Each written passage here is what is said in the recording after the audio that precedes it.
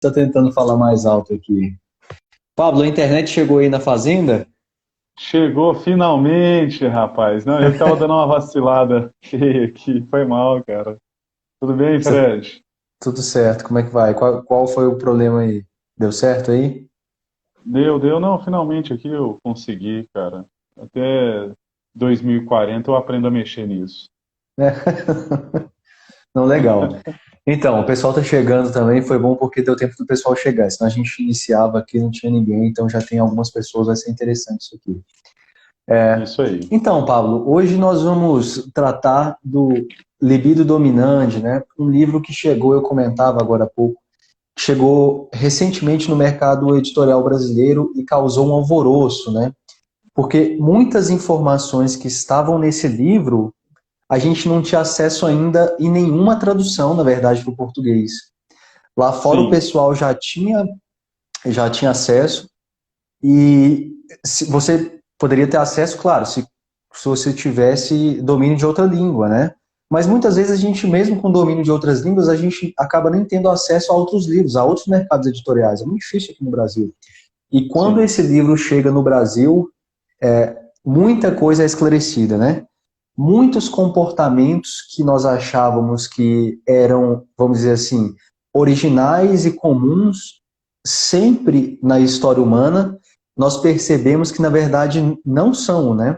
Nós percebemos que esses comportamentos, principalmente o comportamento, os comportamentos, na verdade, ligados, né, a toda uma engenharia sexual, de liberdade sexual, na verdade, tudo isso pelo que o livro demonstra, e é isso que você vai falar aqui para a gente hoje, né, Pablo?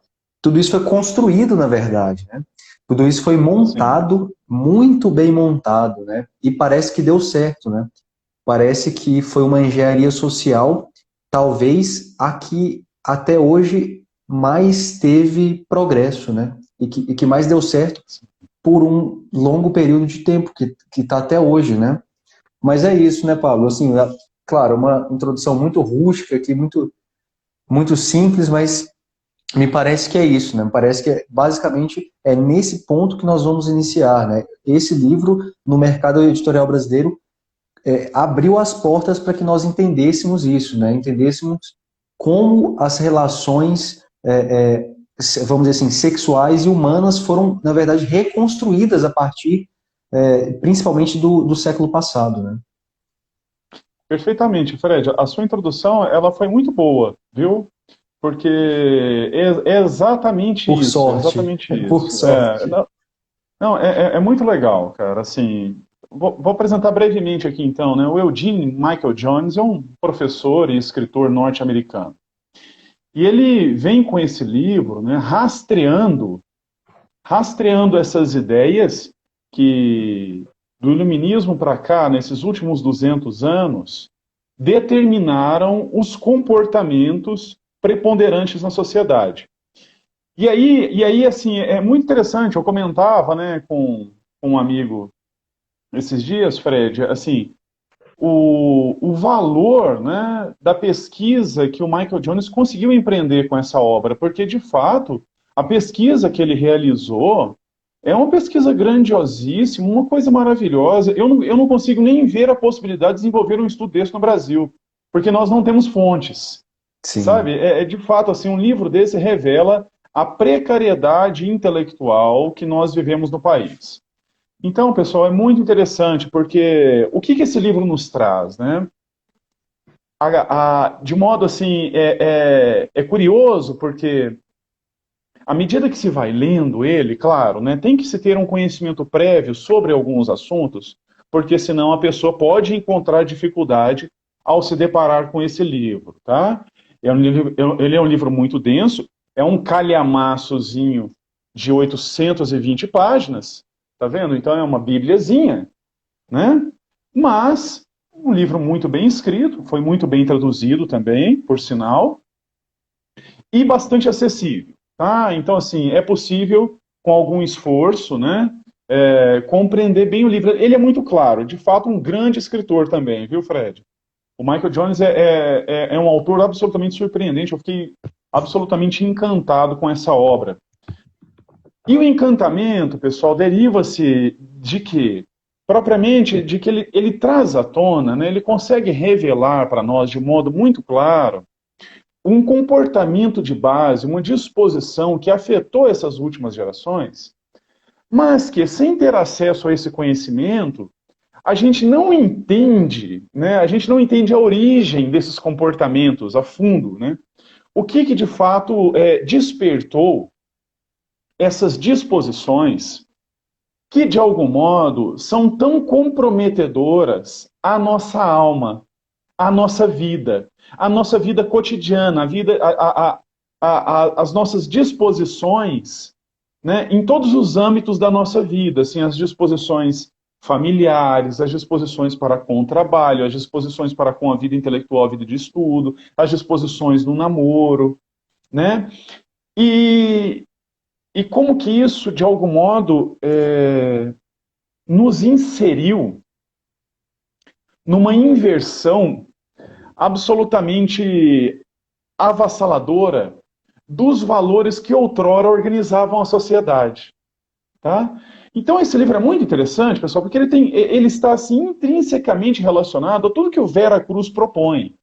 Que é o quê? É um classicismo, é um classicismo na educação, tá? É um resgate da educação clássica para orientar melhor a nossa alma, para reorganizar a nossa personalidade, para a gente conseguir identificar assim, os desvios, as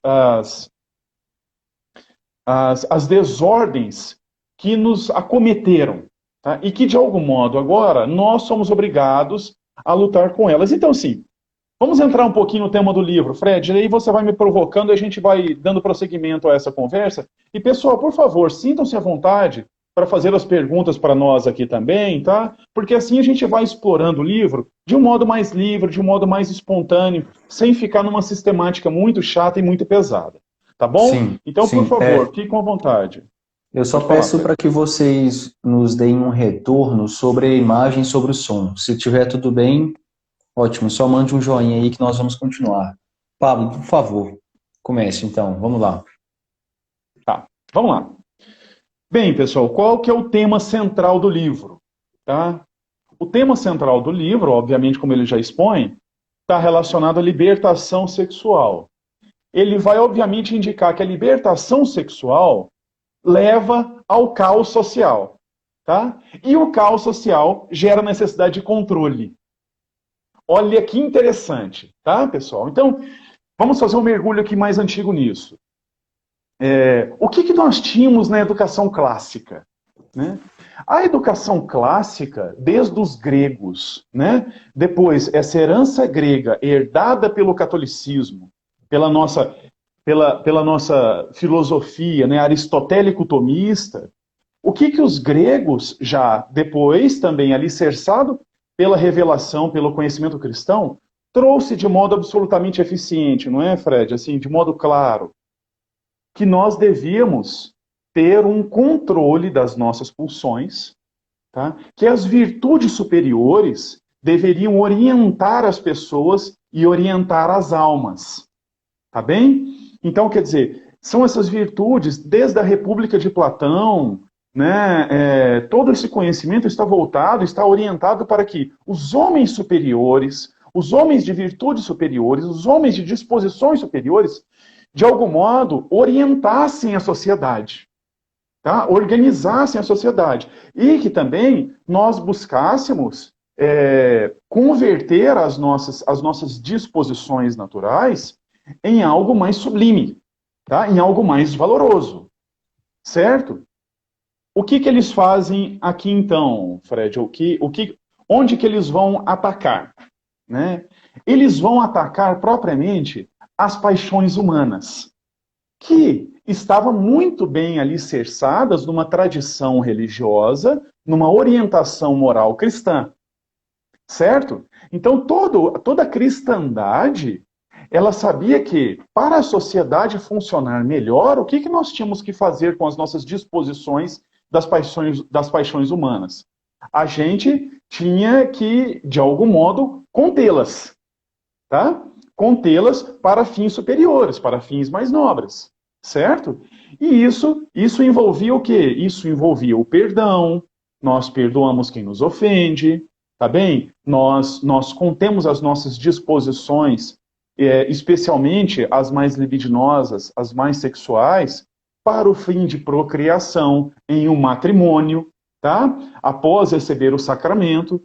E o que os iluministas, então, em meados do século XVIII, né, no final ali de 1700 e alguma coisa, o que eles vêm propor, pessoal? Eles vêm propor exatamente o contrário disso, uma inversão nesses valores, tá?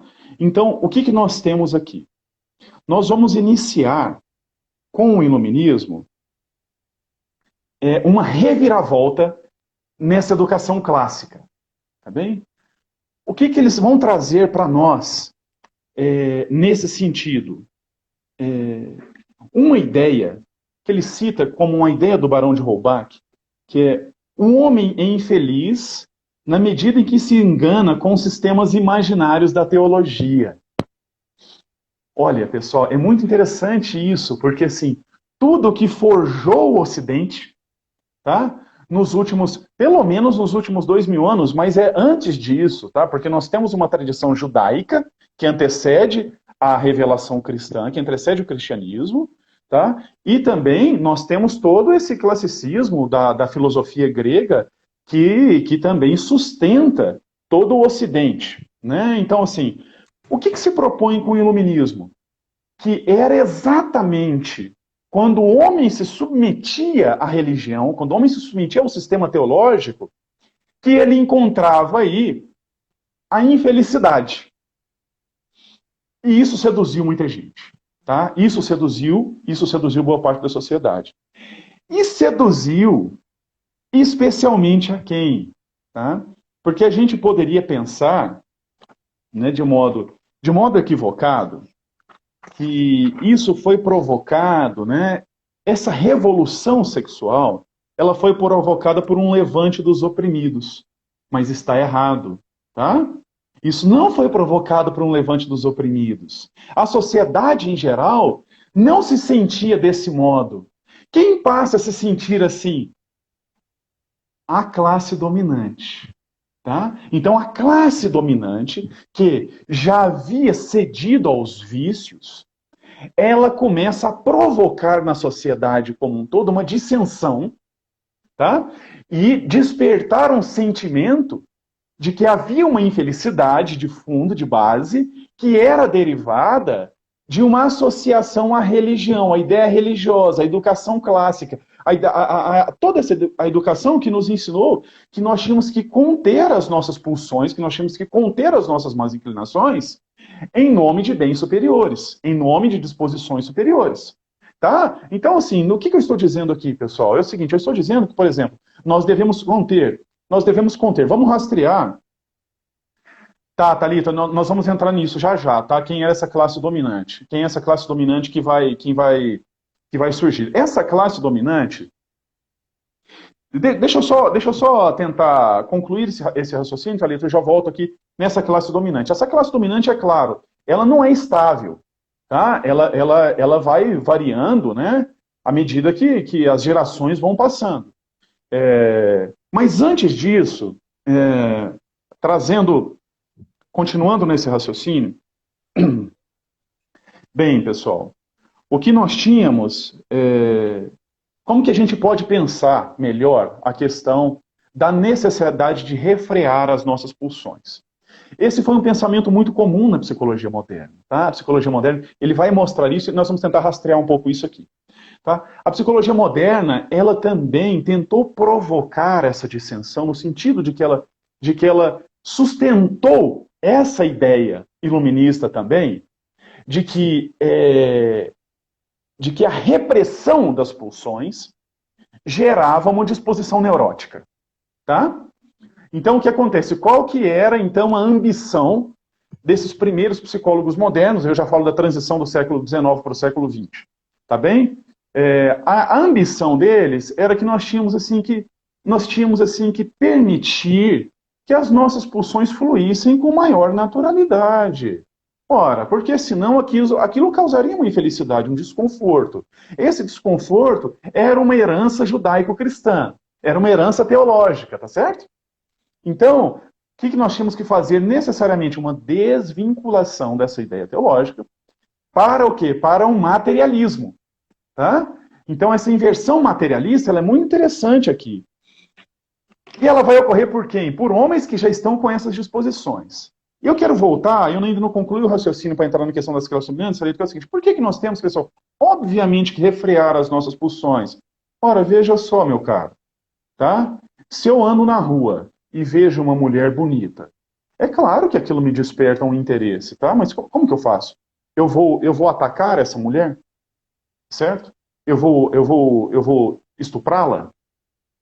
É óbvio, meu filho, que você vai ter que refrear as suas pulsões. Em algum momento você vai ter que refrear, tá certo? Porque se você não refrear, você vira um psicopata, um maluco, um assassino. Eu fiquei bravo com o Fred, eu vou lá e arranco a cabeça dele. Eu não vou refrear a minha ira, tá? Quer dizer assim, eu não vou refrear as minhas palavras. Não. Então, assim, é absolutamente ridícula a ideia de que nós temos que permitir que as nossas pulsões elas nos dominem de modo proeminente, tá certo? Mas o jogo que eles vão fazer, pessoal, é um jogo sutil. Vamos lá, vamos ver aqui então. O que acontece? Thalita, quem era essa classe dominante ali ainda, tá? Nesse iluminismo nascente e crescente, meados do século XVIII, virando para o século XIX, tá bem? 1700 e alguma coisa, 1800 e alguma coisa. Essa classe eram os professores universitários, eram homens derivados que tinham ali uma inserção, né, na oligarquia, que vinham daquelas famílias proeminentes, né, de barões, duquesas. Então, nesse momento, eram esses homens, que já estavam muito arraigados na perspectiva de que haveria uma tendência agora à materialização, ao cientificismo, tá bem? A entender as coisas não mais na perspectiva da explicação sobrenatural, mas agora na explicação natural, tá? Essa classe Sim. dominante, Thalita, ela vai mudar, obviamente, né? Na transição do século XIX para o século XX, e aí nós vamos entrar nisso bravamente, quem que vai assumir esse posto? Os grandes milionários. Rapidamente.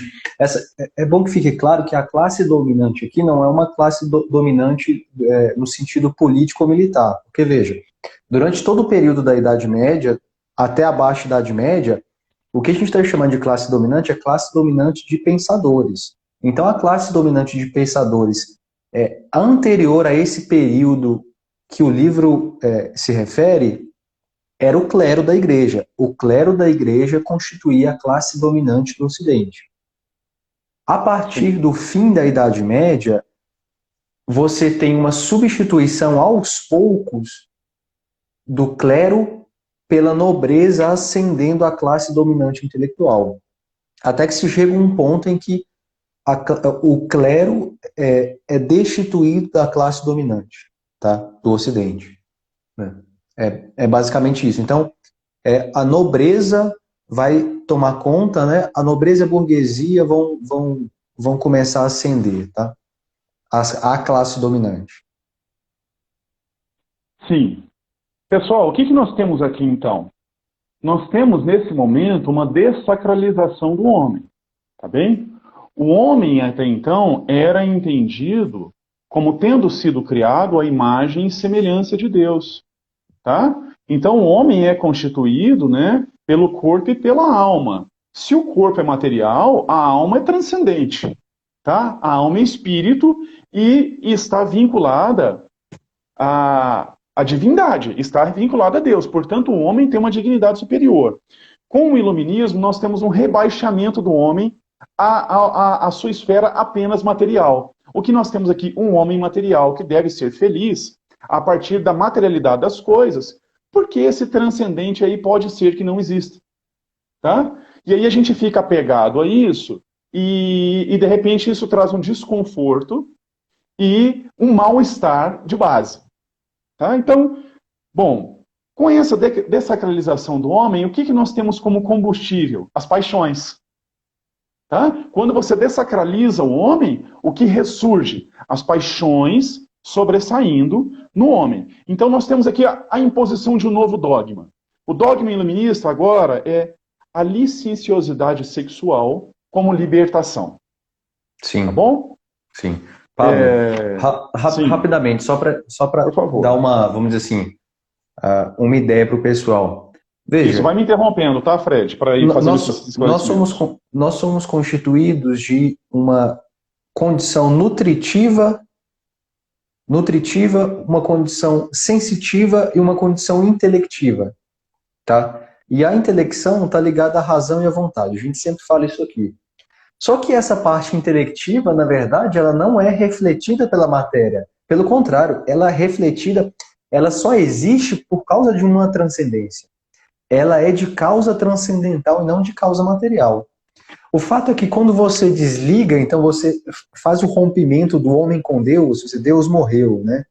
A frase de Nietzsche, assim, olha, Deus morreu, a religião foi superada, isso aqui não faz mais sentido. O que você tem?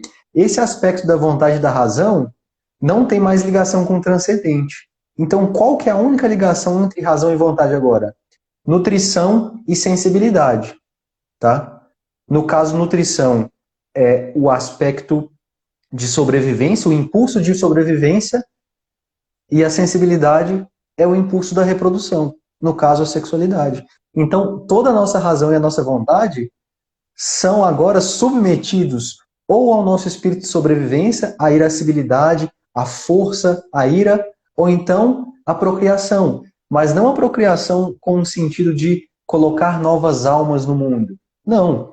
Uma procriação no sentido de dar vazão às nossas sensações, aos meus impulsos sexuais. Ora, se eu tenho uma vontade de conhecer todas as mulheres do mundo, por que eu não faria isso? Já que eu tenho assim esse impulso sensível, né?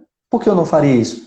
Se eu rompi com o transcendente, entende? Se eu rompi com o transcendente, pronto. A minha vontade é a que vale. Agora, o meu julgamento, o julgo mesmo, é meu, me pertence. Porque eu sou o todo agora. Eu sou o meu juiz. Agora eu sou o meu juiz. E acabou. Exatamente. O homem iluminado, um homem que é pensado pelos iluministas, é o homem que supostamente poderia autogovernar-se. Tá? Mas isso é uma falácia. Vejamos, pessoal, o que nós temos aqui de fundo? É que a educação clássica sempre nos ensinou que o pecado é uma forma de escravidão. Tá? Então, todo católico sabe que o pecado é uma redução a uma escravização de uma pulsão que o sujeito não consegue conter mais. Tá bem?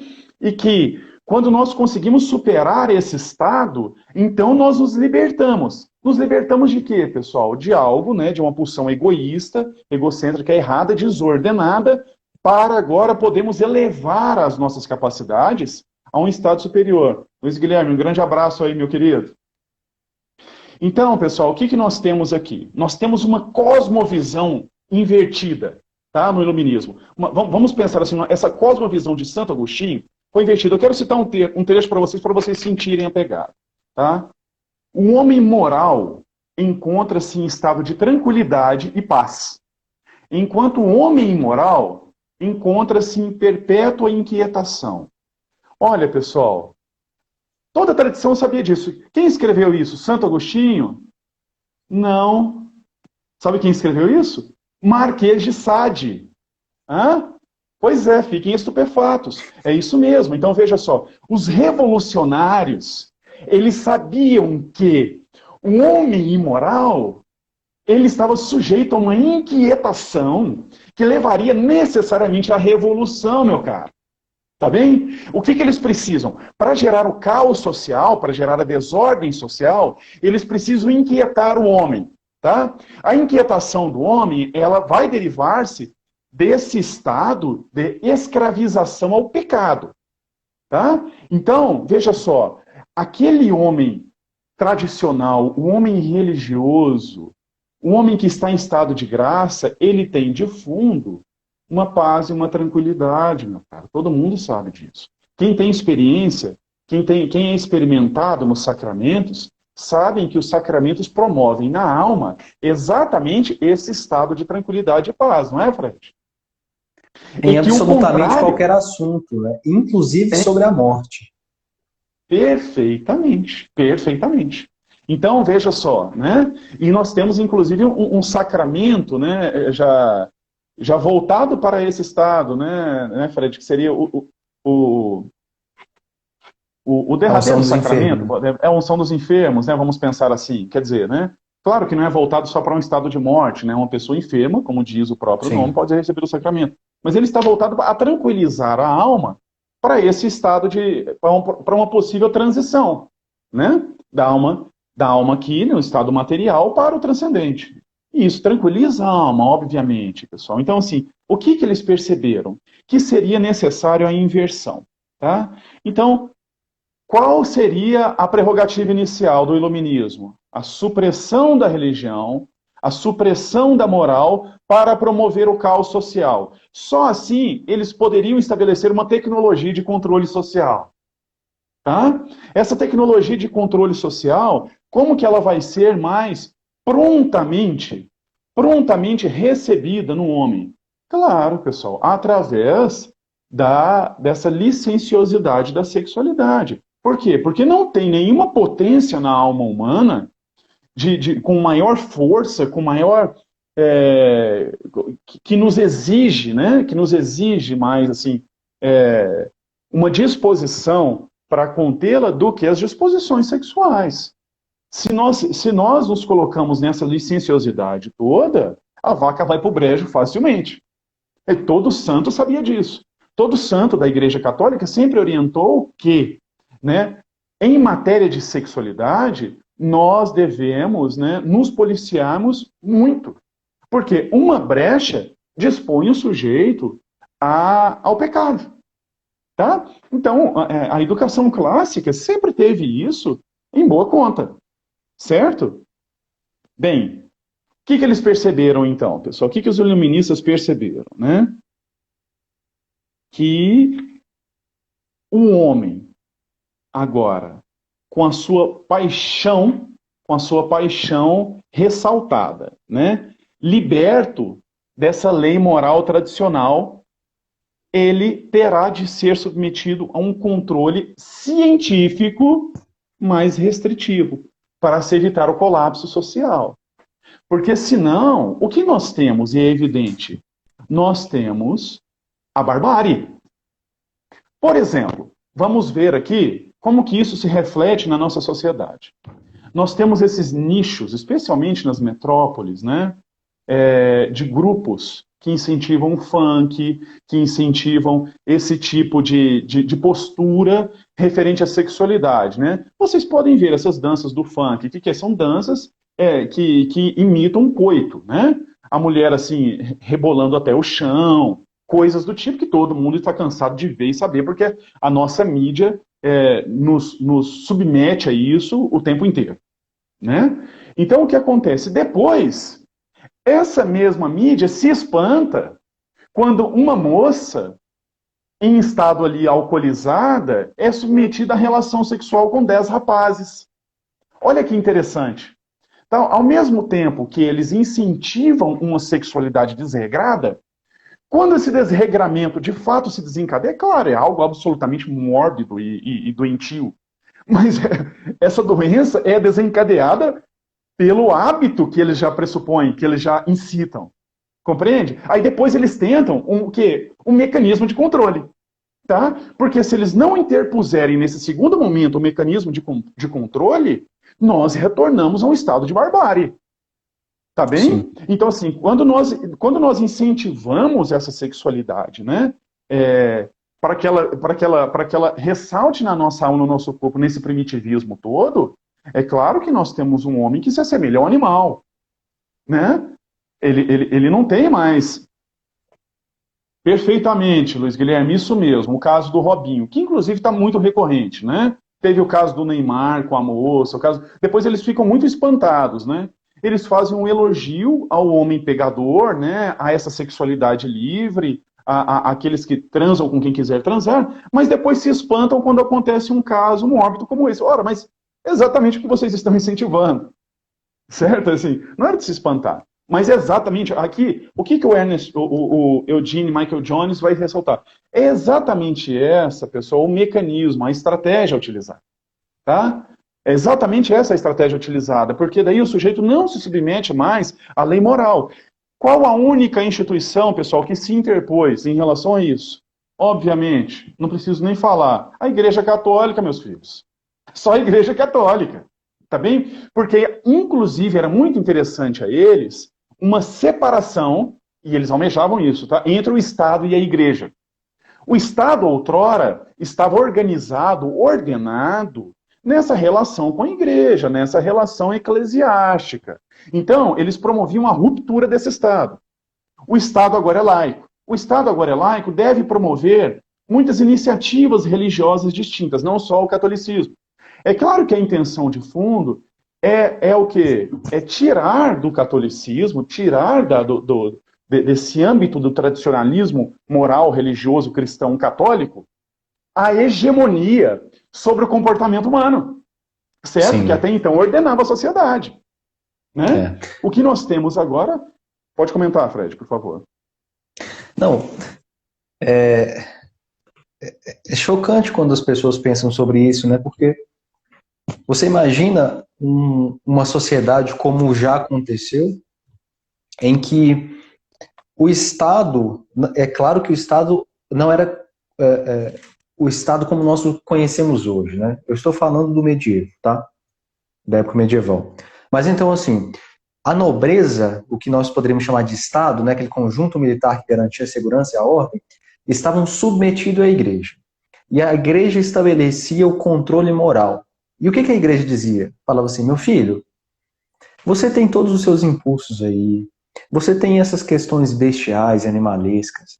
Não dê cabo disso, que vai dar problema, não vai ser legal, tá? Isso é errado. No futuro, depois que você morre, meu filho, existe uma consequência para toda a eternidade de tudo isso aí que você fez. Mas é o seguinte, se você der impulso disso aí, der cabo, há um perdão para você, mas com toda a sua força não faça isso. Aí, qual que é a história hoje? Olha só que interessante. Qual que é a história hoje? O Estado agora, que supera e substitui a igreja e o separa do povo, tenta separar do povo. O que o Estado diz para você? Meu filho, dê cabo dos seus impulsos. Você será muito feliz se você o fizer. A felicidade está aí. Faça o que você bem entender, o máximo que você conseguir. Estrague todo o aspecto transcendente e toda a iluminação transcendente que você tem, apague isso. Coloque uma sombra, tá, de todos os seus impulsos sobre essa iluminação e faça o que você quiser. E quando o sujeito faz, e quando ele faz, e a cada vez que ele faz, ele se torna mais animalesco e mais bestializado. E quando ele chega ao ponto em que ele perde o controle, o que o Estado faz? Perdoa-o como a igreja? Não, meu filho. Ou você está em cana, ou então você será execrado. Tá? Você será acabado. A sua vida irá acabar. Muito tá? bem, Fred. O que nós temos aqui? Tá? A inversão que os iluministas propõem é a seguinte. Se outrora o Estado cristão queria que um homem se autocontrolasse por uma questão de consciência a respeito das suas disposições intrínsecas, pecaminosas, derivadas do pecado original, aquela conversa toda cristã católica que nós sabemos, né? Agora, o Estado não quer mais esse autocontrole, ele não deseja isso. Ele deseja interpor, no lugar desse autocontrole que era promovido pela tradição, uma tecnologia de controle social. Tá? E ele vai fazer isso em nome de quê? Em nome da ciência. Tá? A ciência iluminada. Tá bem? Desse homem material, desse materialismo dialético. O que nós temos aqui, pessoal? O que nós temos aqui? Dentro de uma perspectiva, inclusive, gramsciana. Olha só, Gramsci nem estava aqui ainda, entendeu? Ele vai surgir lá Décadas depois, nós temos aqui já uma perspectiva de revolução cultural para um controle político. Tá? Isso já se inaugura aqui, lá atrás. Tá bem? É um desejo de controle, que vai se tornar mais proeminente, por exemplo, com a escola behaviorista de psicologia, com Watson. O que eles queriam? Prever para controlar o comportamento. Era essa a ambição dos behavioristas. Tá bem? Veja só que interessante. E depois o Michael Jones, Fred, ele vai rastrear como essas escolas de psicologia moderna estavam todas imbuídas dessas premissas. Tá? Nenhuma escapava. Roger, Watson, Freud, Reich, Jung e companhia. Tá? Então, assim, aqui está todo mundo de fundo. E, inclusive, não se engane, direita e esquerda. Então você vai pensar, não, só a esquerda vai utilizar isso. Não, a direita vai utilizar também. É muito curioso isso, entendeu? Então, assim, nós vamos ser submetidos a essa estratégia por todos os lados. Tá bem? O que está de fundo aqui, pessoal? A praxis revolucionária, o que está em jogo é uma batalha semântica pelo controle da alma. Nós entramos num problema semântico, tá? Num problema de sentido, tá bem? Pelo controle da alma humana. Veja só, o que tem de fundo aqui, na verdade, é um embate com a tradição judaico-cristã para ver quem que vai exercer o controle sobre o homem moderno. Tá? E, obviamente, quem ganhou a batalha? Eles, meu filho. Bom, vamos falar assim, né? Não em termos conclusivos, não sem perder a esperança, tá? Não ganharam nada. Assim, é só um jeito de ressaltar a ideia. Assim, mas o que nós vemos? Que de modo, de algum...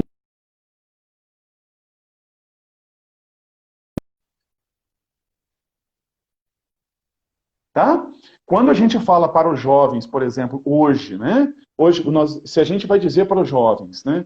Que ele deve conter-se no sentido das suas pulsões sexuais e tal, isso soa para eles como algo escandaloso, tá? Eu disse assim, não, vocês são retrógrados demais, né? Você não, para que isso?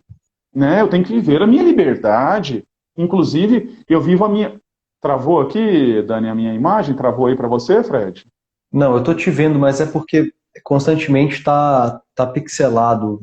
Deve ser a conexão. Você precisa tirar o escorpião Bom, da uma pena. carteira, viu, Pablo? Você precisa tirar o escorpião da carteira aí e pagar uma internet de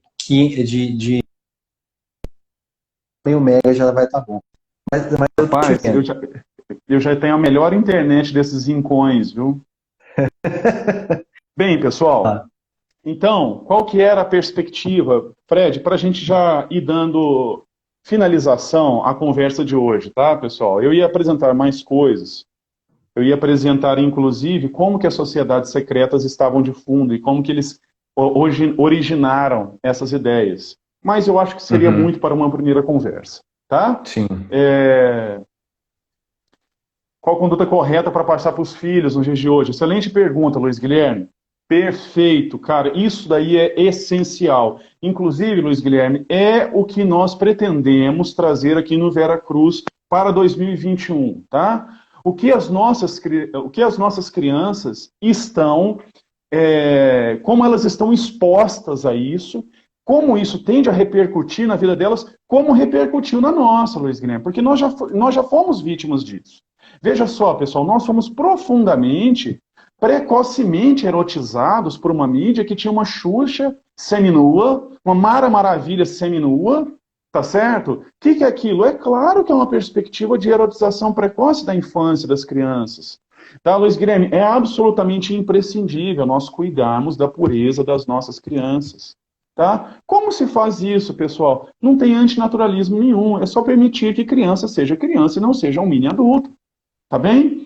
Quer dizer assim, criança não tem que ser adolescente, não tem que ficar assim exposta a uma sexualidade demasiada, que não tem a ver, inclusive, com as disposições infantis. As crianças, de modo geral, não querem isso, tá? Elas querem brincar, elas querem ser crianças, elas querem ser cuidadas e zeladas pelos adultos. Tá, Luiz Guilherme? E aí, claro, todo esse classicismo, toda essa educação, essa tradição católica, ela é absolutamente fundamental.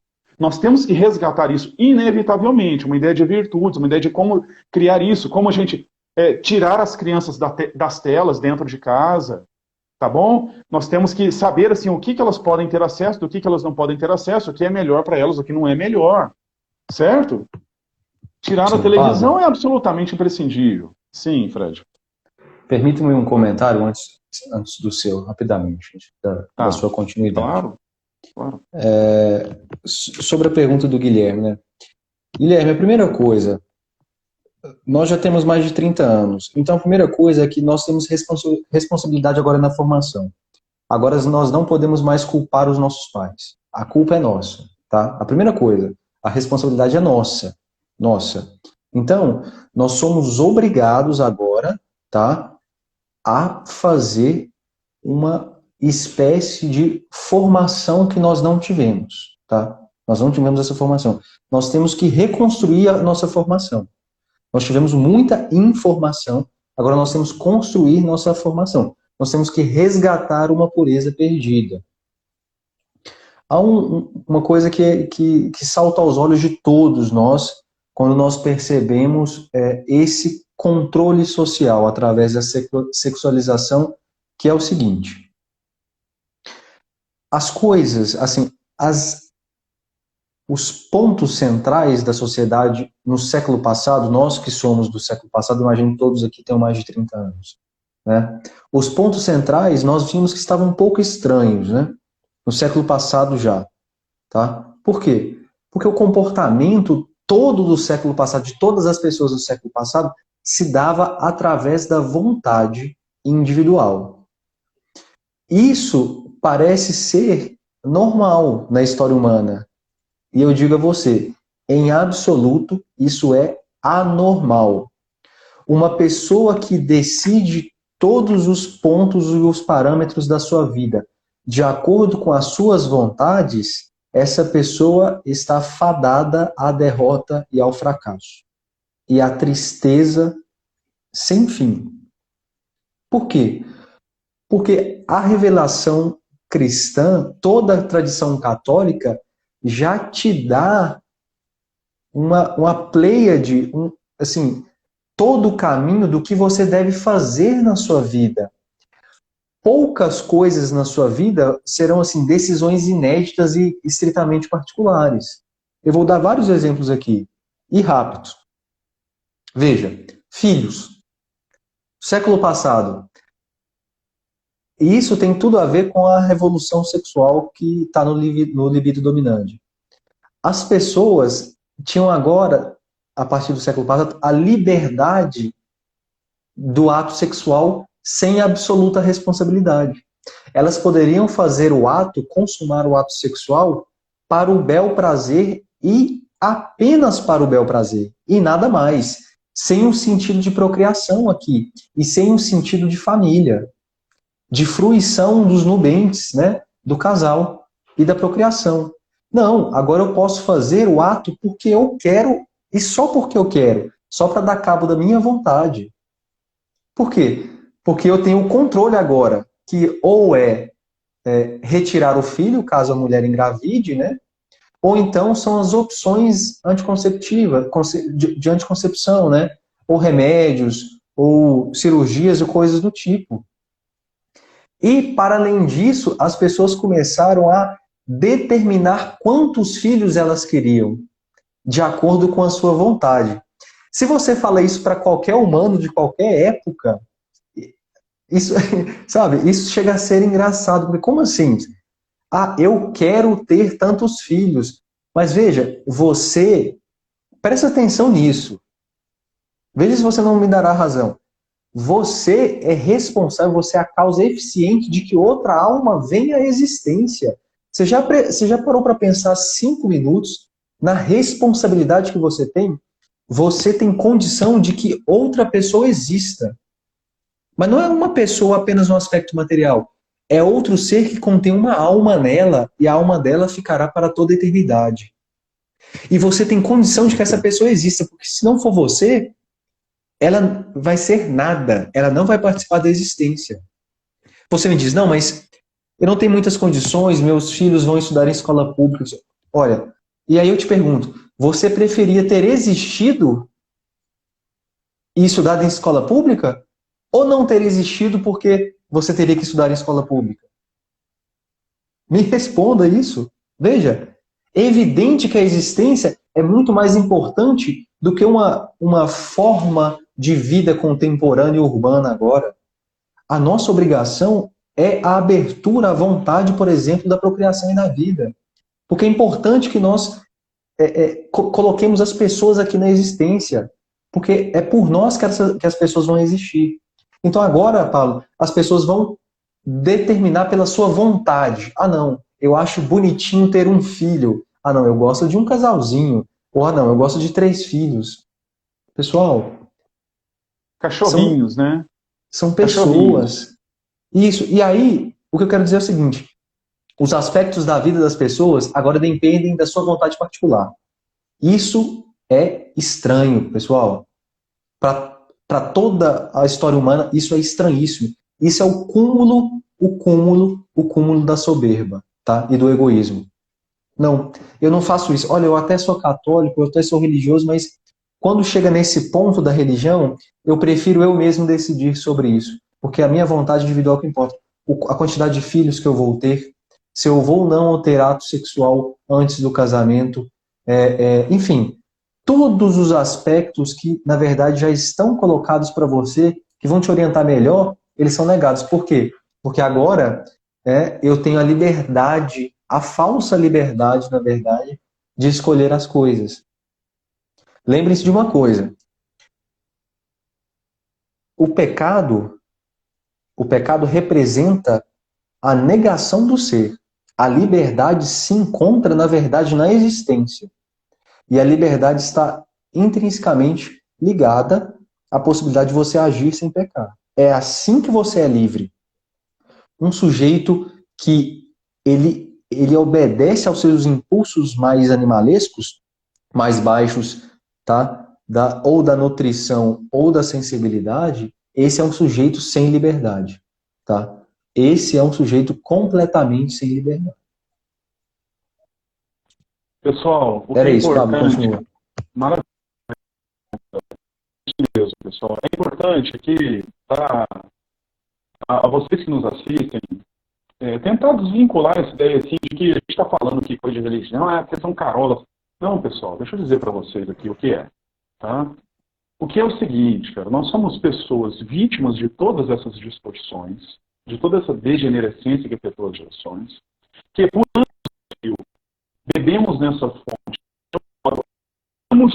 por um intervalo muito grande de tempo as nossas potências, as nossas potencialidades, e depois, com o esforço, com a graça divina, com o amor fraterno dos amigos, a gente conseguiu, entendendo um pouco essas coisas, e a gente está tentando compartilhar isso com vocês aqui agora, mas de um jeito sério, tá? Não é só, não, tenta rastrear essas ideias, expor isso para vocês, e a gente tentar conseguir uma elevação das nossas potências novamente, tá?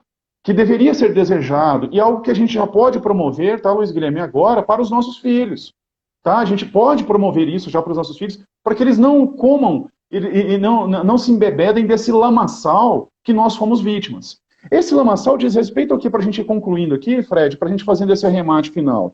Sim, não, no Brasil, todas as pessoas que nasceram a partir da década de meados de 40 e 50 foram vítimas disso. Todas as pessoas, tá?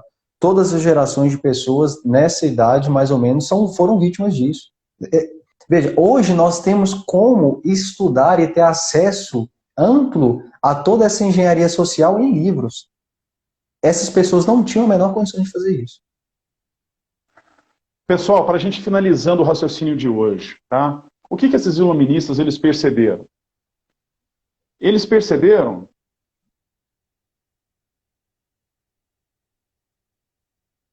por aí. Luiz Guilherme, nós vamos comentar um pouquinho disso daí já, tá? Eles perceberam que rapidamente a nossa razão sucumbe ao desejo, tá? Veja só, pessoal, um ato intelectual, uma vida de estudos é algo que exige muito esforço, é difícil, é um ato difícil, estudar é um ato difícil, tá bem? Se o sujeito está muito desorganizado do ponto de vista da erotização, ele não consegue ter vida intelectual, tá bom? ou ele vai ter uma vida intelectual muito deficitária, tá? E claro, essa é uma luta que nós temos que travar agora cotidianamente, porque nós estamos assim bombardeados de conteúdos erotizados o tempo inteiro. O que esse Estado novo ele quer criar, então, pessoal? Se outrora o Estado cristão tinha de fundo o desejo de servir, agora o Estado iluminista tem um desejo de dominação. Tá bom? Essa batalha semântica que eles promovem em torno do sentido das coisas, né, diz respeito a uma revolução sexual que pretende promover uma mobilização política a partir do vício sexual. Veja só, se não me engano, agora, não sei se hoje ou ontem, Fred, foi aprovado na Câmara, na Argentina, o aborto. Tá? Agora vai passar pelo Senado, mas a Câmara parece que já aprovou o aborto na Argentina.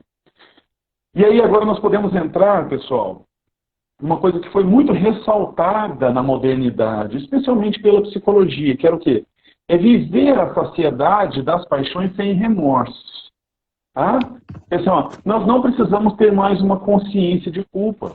Tá? Porque a culpa faz mal, provoca o mal-estar. Quando é exatamente o contrário, tá, pessoal? Quando é exatamente o contrário. Vamos entrar nisso aqui um pouquinho mais, tá? De acordo com essa perspectiva materialista, então, a culpa gerada de uma consciência que ainda está ligada a esses conceitos teológicos é que vão desenvolver o mal-estar. Ora, é exatamente o oposto disso. Eles inverteram a verdade. A verdade é que a nossa consciência acusa quando nós fazemos algo pecaminoso, algo que está errado. A nossa consciência sabe que está errado. Por mais que você tente justificar isso em termos racionalistas. Então, o que é esse materialismo iluminista? É a tentativa de racionalização da morbidez das nossas pulsões. Tá certo, pessoal? Então, veja só, o que eles querem falar, né?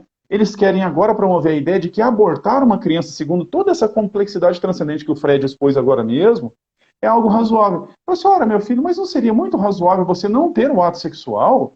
Estava lá cheio de mulheres na Praça de Maio, se não me engano, na Argentina, em Buenos Aires. Né? Um lugar belíssimo, maravilhoso. Sou apaixonado em Buenos Aires. Veja só, pessoal. Um monte de mulheres, né, com esse perfil revolucionário, comemorando aos prantos, né, o aborto. Mas olha só que curioso, né? Mas assim... Mas seria muito mais simples, né? Ao invés de você gerar um peso na sua alma, né? Porque a consciência vai que estava sendo gerada dentro de você. Para a mulher é algo muito sério, muito forte. Isso causa traumas psíquicos que nós não conseguimos sequer dimensionar. A psicologia não tem estudos para isso, meus caros. Não tem. O que nós sabemos é que esses traumas gerados são absolutamente irreversíveis. Eles são absolutamente nefastos à alma. Tá? E eles estavam promovendo isso. De modo correspondente, no início do século XX, tá? Década de 20, 30, especialmente na década de 60, 1960, o que nós temos? Nós temos uma exacerbação de uma sexualidade livre que vem de modo correspondente a um incentivo de incremento de métodos contraceptivos.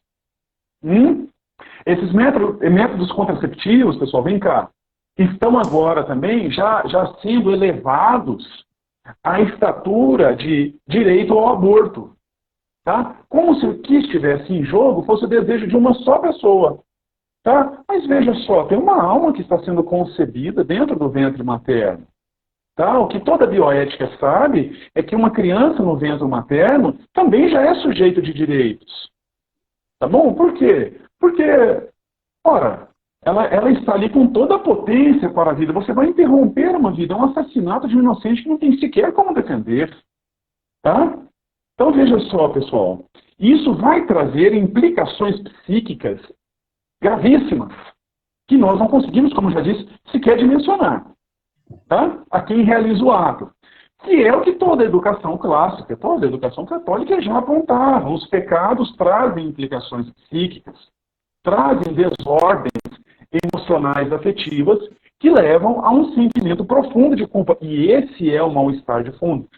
No iluminismo, eles invertem o jogo, não é, Fred? E tentam retirar esse sentimento de culpa com o remorso que vem necessariamente associado. Quando você faz isso, pessoal, o que você promove?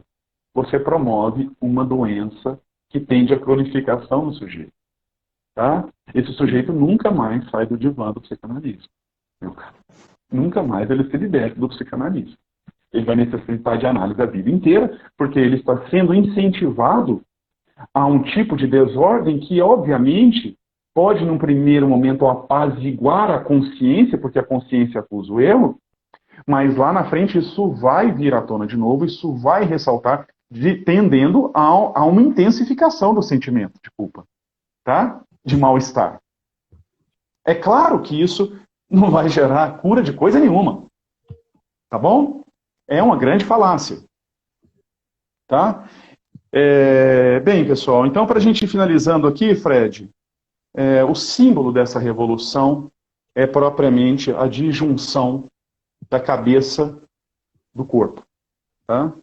Essa disjunção da razão com as paixões. É propriamente a síntese da Revolução Francesa, a guilhotina, tá? Amputar a cabeça do sujeito.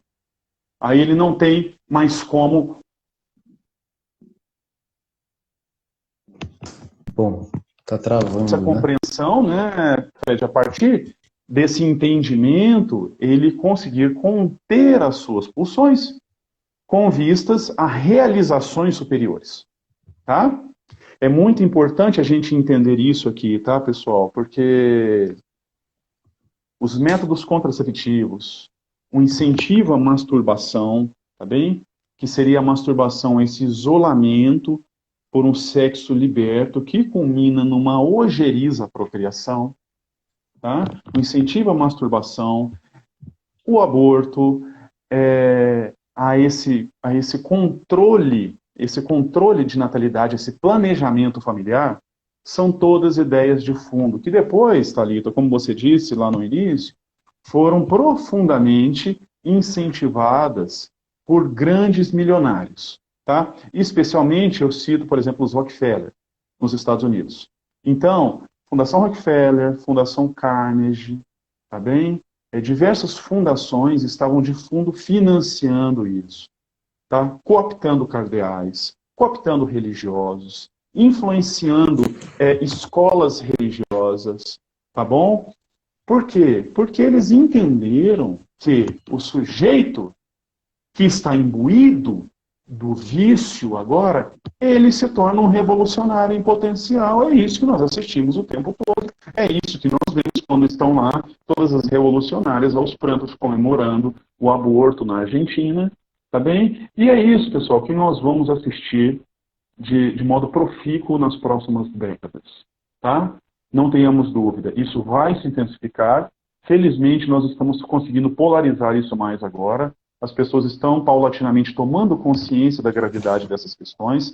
Essa obra é uma obra fundamental para a gente começar a entender de modo mais profundo como nossa geração, como nós pessoalmente fomos afetados por isso, para a gente conseguir agora erigir, né, erigir as nossas potências de modo a conseguir superar. E isso é exatamente... sim, Thalita, são uma massa de manobra, mas essa massa de manobra já vem sendo por eles manobrada, por assim dizer, né? Já vem sendo por eles subvertida, tá? Desde então. Tá? Especialmente e de modo mais intenso, desde a primeira metade, do final da primeira metade do século passado até agora. Tá bem? E enquanto a gente não toma consciência disso, né, Fred, continuamos sendo manobrados. Sim, desde a Revolução Francesa, você já percebe isso, mas a coisa se intensifica porque o Estado se torna muito poderoso e tem mecanismos agora materiais e técnicos e tecnológicos para o controle melhor, né? Sim. Além de materiais, mecanismos biológicos, né? Químicos e físicos, né? Contraceptivos, de novo, cirurgias e coisas do tipo, né? Então, o controle é muito maior. E a desvinculação do sexo agora é completo, né? O sujeito consegue retirar o sexo de todo o seu significado de procriação e de família, né?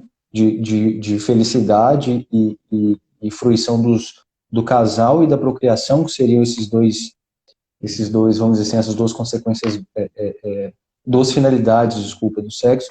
Agora ele está separado e ele responde por si só, né? E parece que há mais um passo ainda, né?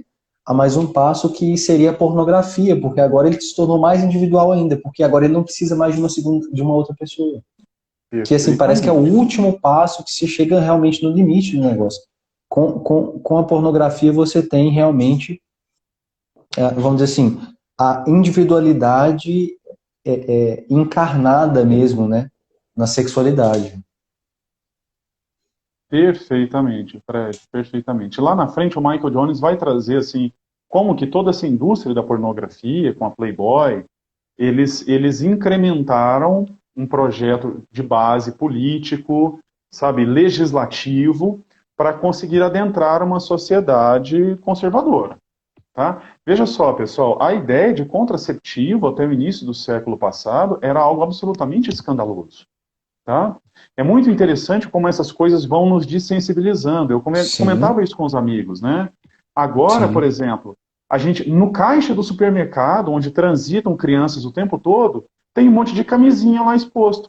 E isso para nós não causa o menor constrangimento. Também fica parecendo normal, mas quando a gente começa a rastrear essas ideias, pessoal, a gente começa a perceber como que eles ganharam essa batalha, tá? Sim. Eles ganharam essa batalha a princípio. Não, e no Ocidente, a única instituição ainda que os combate é a Igreja Católica, porque todas as outras religiões e seitas, né? Todas essas outras seitas aí, tem o menor problema com isso. Isso nem é falado. Não. Isso sequer é falado. Sequer é falado. Sequer é falado. Então, o único que existe, que insiste a resistir a isso ainda é a Igreja Católica, tá? E, especialmente em alguns nichos, outros também já se dessensibilizaram. Não se incomodam tanto, né? Então, veja só, pessoal, é muito curioso isso aí. Agora eles começam um processo de dessensibilização também em torno do aborto, tá? Perfeitamente, Hugo. Exatamente isso. Se você fala que você quer ter 8 filhos, né, 10 filhos, você é um lunático. Veja só, não, né? Até a geração exatamente, Hugo. Dentro da sua família. Dentro da sua família. Dentro da sua família. Em breve, quando você tiver o terceiro, se tiver, né? O terceiro ou quarto, a sua família já vai olhar assim para você e já vai fazer umas piadinhas. Vai. Exatamente. Bom, Fred, eu acho que é isso. Nós já completamos aqui 1 hora, né? Vamos encerrar por aqui, pessoal. A pedofilia ela vai entrar como um dos elementos, um desdobramento necessário, né, Thalita? Porque, veja só, se a pessoa está hipersexualizada, como que você vai conter isso? Inclusive, o Michael Jones ele vai trazer também, em outro momento, a gente pode conversar isso em outra live, tá, pessoal? Ele vai trazer como que a pornografia associada a essa licenciosidade da sexualidade ocasionou, inclusive, uma série de abusadores, estupradores e serial killers, tá? Porque, no final das contas, o sujeito torna-se, inclusive, um assassino em série, tá? Porque ele está com todas as suas pulsões absolutamente desregradas e descompensadas e desordenadas. Veja, pessoal, se nós não interpusermos forças que contenham as nossas pulsões, é claro que nós temos uma potência absolutamente maléfica na alma, tá? Eu sou capaz de matar uma pessoa. É óbvio que eu sou capaz de matar uma pessoa. É só eu me dispor a isso. Tá? Se eu não contiver a minha ira, né, eu posso, em algum momento específico, assassinar alguém, como qualquer um de nós. Tá certo? Então, assim, é importante a gente ir rastreando isso daí e concebendo isso. Então, só para concluir a ideia da pedofilia, é natural que o sujeito que está totalmente desordenado do ponto de vista da sexualidade, em algum momento ele comece a projetar essas pulsões também para um nicho de pessoas que não é apropriado para a devida vivência da sexualidade. Claro, Aí ele começa a desejar crianças, ele quem começa quem não escuta o termo novinha hoje, o que é esse termo novinha? Novinha não é um termo que desdobra em pedofilia, cara? Pô, claro. Só não vê quem não quer. Você não tem mais limites, veja. E aí você se perde. Por quê? Bom, se escapar o casamento pode, tá tudo bem. Ou se não casar, melhor ainda, tá tudo bem. Se o maior número de relações, melhor ainda. né? E, agora, quanto mais nova, mais interessante a mulher, no caso do homem. Melhor ainda. Mas tem uns 18 anos e tal. Mas 18 anos, mas 17 é quase 18, né? Então tudo bem. Se 17 tudo bem, 16 e 15 está muito próximo, né? Tudo bem. E as crianças e as meninas hoje são cada vez, vamos dizer assim, mais erotizadas e cada vez as adolescentes se vestem como mulheres e as crianças se vestem como adolescentes. Logo, as crianças necessariamente se vestem como mulheres, por uma conclusão lógica aí. O que você tem? Você tem um desastre como nós temos hoje. Completo. Temos um desastre. Isso vai repercutir em tudo mais na nossa vida. Em outro momento a gente vai poder rastrear isso, né, Fred? Sim. Como que hoje nós estamos nessa condição em que estamos? Nós não temos mais, por exemplo, literatos no nosso país. Quais são os escritores hoje no país de peso? Acabaram os Isso é outro escritores. desdobramento. Isso é Outro outro desdobramento. desdobramento. Exatamente. Músicos, né? O que nós temos? O que nós temos realizado na grande arte no Brasil hoje? Estou falando Nada. na música erudita, por exemplo, né? Ou numa música popular mais elevada. Pois é isso aí, Luiz Guilherme. Pois é muito triste, né? É muito triste. Como que essas disposições midiáticas, elas vão, claro, de algum modo repercutir numa elevação desses casos, né, de estupro, de violência sexual, de violência no âmbito da família, tá bem? Sim. Isso é absolutamente lógico, tá bem? Agora, de modo geral, as pessoas não gostam de falar isso, e a mídia não vai retratar isso, inclusive meios científicos não vão falar isso, inclusive vão se contrapor a essa perspectiva, porque eles estão com a ideia de base de licenciosidade sexual, que é um argumento do Michael Jones. Tá bem? O argumento central dele é que essa licenciosidade sexual tem, por fim, resultar em um controle político da sociedade. Tá? Esse controle político vai se dar por alguns meios. Um dos meios é o meio científico. Tá bem? Nós estamos assistindo isso agora aqui, né, também de modo muito curioso em relação a utilização política dessa pandemia. Né? Veja só como que eles utilizam esse discurso supostamente científico para interpor medidas autoritárias. Então, o que eles querem agora, de fato, é isso: é um Estado autoritário que controla os sujeitos. Outrora, esse sujeito era controlado pela sua consciência, ele era autodeterminado. Então, agora você inverte-se esse jogo. O sujeito não mais se autodetermina, porque ele não consegue ter um controle das suas pulsões, que estão absolutamente desordenadas. A razão perdeu o imperativo de ordenamento da alma do sujeito. O que tem agora são as paixões guiando ele. O que você tem? Uma necessidade de controle do Estado. Tá? Pessoal, a grosso modo, é essa uma exposição inicial. Essa obra ela é grandiosíssima, ela tem muita coisa que a gente pode falar sobre ela e explorar. Tudo muito bem registrado do ponto de vista científico, com todas as citações devidas, tá? E de modo muito sóbrio, tá bom? Então, em outro momento, a gente pode aprofundar na obra. Agora, só para dar esse enredo inicial, que tem a ver com as demandas do Veracruz e o que nós vamos propor para vocês para o ano que vem. Nós agradecemos muito a presença de todos, a companhia de vocês, as perguntas, as colocações, tá? Um grande abraço a todos, tenham uma boa noite e continue conosco aqui no Vera, recomende aos amigos, aqueles que vocês acharem que esse conteúdo possa vir a calhar, possa vir a auxiliá-los, tá? Possa vir a auxiliar aí na vida, na formação da família, na formação dos filhos, no cuidado que nós vamos ter para com a nossa família, para com os nossos entes queridos, né? Para com a sociedade, para com a sociedade. Luiz, só para terminar então, a culpa é toda da mídia? Não, tá? A publicidade, inclusive, você sabe quem foi um precursor dessa questão no campo da publicidade e do marketing? O Edward Bernays, um sobrinho do Freud, Sigmund Freud, tá? Então ele captou as ideias do tio, inclusive esteve até visitando na Áustria, tá? E implementou essas ideias na publicidade e na mídia. A mídia e a publicidade, o cinema, tá? Essa cultura vulgar de músicas populares de baixíssimo nível, tá? Como, por exemplo, esses funks aí, essa coisa toda. Na música sertaneja também muito ruim, né?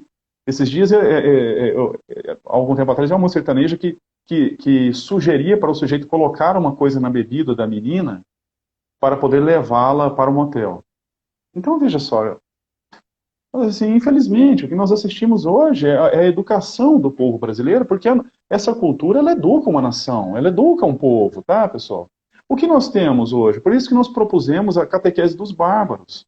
Nós temos uma situação de neopaganismo. A gente já retornou a um estado de primitivismo, de barbárie social, promovido por uma decadência profunda da cultura, né, que tem de fundo esse argumento, essas preposições que o Michael Jones trouxe de modo absolutamente preciso. Tá? É uma pesquisa maravilhosa. Depois a gente aprofunda isso, tá, Thalita, numa segunda live, se Deus quiser. Tá bom? Luiz, Obrigado, Luiz Guilherme. Um grande abraço, meu querido. rapidamente, a mídia é um mecanismo de utilização para você disseminar, tá, as informações, mas ela não é a responsável primeira por isso. A questão é que todos os tipos de movimento e de engenharia social e de ideologias e movimentos políticos surgem com os pensadores, que é o que nós chamamos inicialmente de classe dominante, mas classe dominante intelectualmente, é nesse sentido. Esses são os primeiros sujeitos, são os que pensam, né? Toda essa indústria de engenharia social e de ideologia, ela surge com pensadores.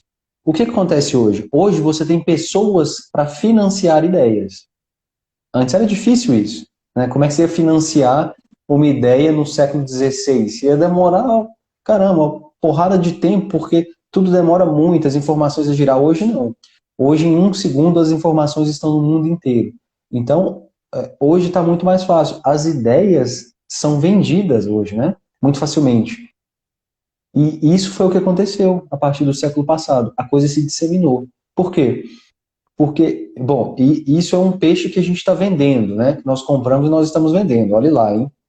Você pode não comprar isso, mas a ideia básica é que multimilionários e depois bilionários financiam certas ideias. O ponto é esse. Não é que eles criam as ideias, não.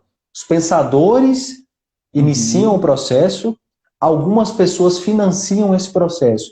E você tem toda uma estrutura social de mídia, de Estado, de políticos, de cientistas, que são assim, o aparato mecânico para isso ser efetivado. O processo, eu não sei se deu para entender, é mais ou menos esse, sabe? Muito bem. Todo erro, Luiz, ele se inicia no campo das ideias, e isso é muito importante. E daí também eles terem, não é, Fred, assim, eles terem assim promovido tanto essa dissensão no campo da vida intelectual. Veja só, pessoal, hoje ninguém mais tem vida intelectual. Estou fazendo uma generalização grosseira, claro, tá? Esses dias eu visitei um condomínio e o cara me apresentando lá um corretor e falou assim, isso aqui é uma área de leitura, agora as pessoas fazem piquenique. Sabe por quê? Porque ninguém lê mais. Foi projetado para ser uma área de leitura, tá? Mas assim, ninguém lê, não tem livro, as pessoas não leem livros. Tá bom? Quer dizer assim, elas fazem todas as outras coisas práticas, mas isso dá trabalho. E você tem que ter uma tranquilidade na alma, né? E quando leem errado ainda, né? Exato. É terrível, né? Pessoal, enfim, é isso aí. Eu acho que na próxima semana, vocês já podem avisar aí, pessoal, na próxima semana ou na outra, inclusive, nós vamos fazer uma live sobre isso, sobre como ler livros, tá? Isso é importantíssimo. A gente vai tentar usar como base uma obra do Mortimer Adler chamada exatamente Como Ler Livros. Se você gosta do tema e está precisando entender um pouco mais, semana que vem ou na outra a gente vai avisar no Veracruz. Não deixe de acompanhar o Veracruz. Compartilhe com os amigos, tá? A gente faz para vocês sempre isso aqui. A gente tenta ajudar sempre. Então compartilhe, comente, enfim, divulgue nosso trabalho aí, porque o nosso trabalho é tentar divulgar aquilo que a gente está estudando e que a gente conseguiu estudar ao longo desses anos, tá bom? Pablo, muito obrigado pela companhia mais uma vez, mais uma noite, tá bom? Um abraço a todos e até mais, então. Um grande abraço. Boa noite, pessoal. Boa noite.